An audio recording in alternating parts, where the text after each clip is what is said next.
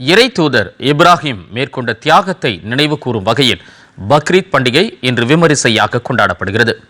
தியாக திருநாளான பக்ரீத் பண்டிகை குறித்த கூடுதல் தகவல்களை ஒரு சிறப்பு செய்தியாக தற்போது பார்க்கலாம்.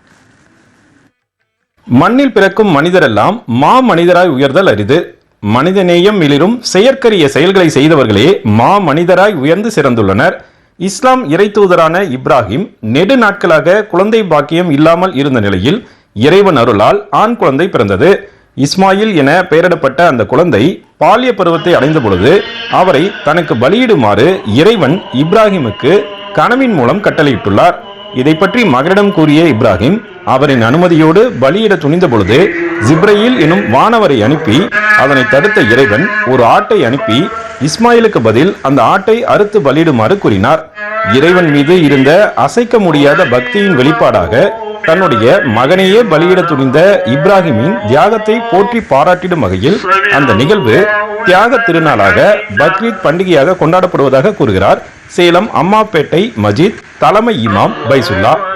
தன்னுடைய கனவுல இறைவன் மகனை பலியிட சொல்றான். அதுக்கு முன்னாடி பார்த்தீங்கன்னா மகன் ரொம்ப நாள் கழிச்சு அவருக்கு வயது ரொம்ப கடந்த பின்னால மகன் பிறக்கிறார். மகன் மேல ரொம்ப பிரியம்.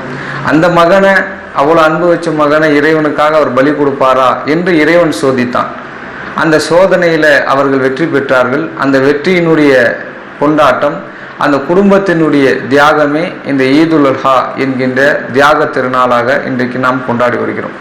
உலகெங்கிலும் உள்ள முஸ்லிம்கள் இந்த நினைவை கொண்டுதான் அவர்கள் முடிந்தவர்கள் ஆட்டை வாங்கி குர்பானி என்று சொல்லக்கூடிய இறைவனுக்காக பலியிட்டு அதை 3 பங்குகளாக வைத்து ஏழைகளுக்கு உறவினர்களுக்கு என்று கொடுத்து இந்த நாளிலே மகிழ்வார்கள்.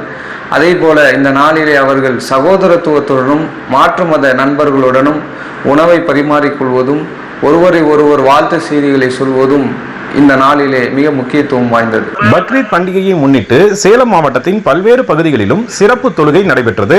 தொழுகையை தொடர்ந்து அனைவரும் மற்றவர்களிடம் மகிழ்ச்சியை வெளிப்படுத்திக் கொண்டனர்.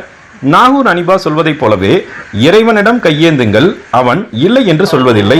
பொறுமையுடன் கேட்டு பாருங்கள், அவன் பொக்கிஷத்தை மூடுவதில்லை. இல்லை என்று சொல்லும் மனம் இல்லாதவன் தானே இறைவன். எல்லா புகழும் இறைவனுக்கே. சேலத்திலிருந்து விஜயகுமார் குணசேகரன்.